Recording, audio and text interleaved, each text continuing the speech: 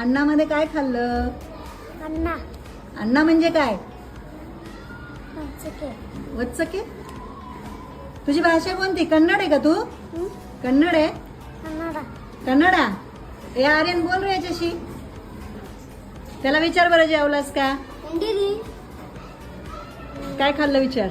ಏನ್ ತಿಂದಿಲ್ಲ ಮತ್ತ ಮತ್ತೇನಿಲ್ಲ.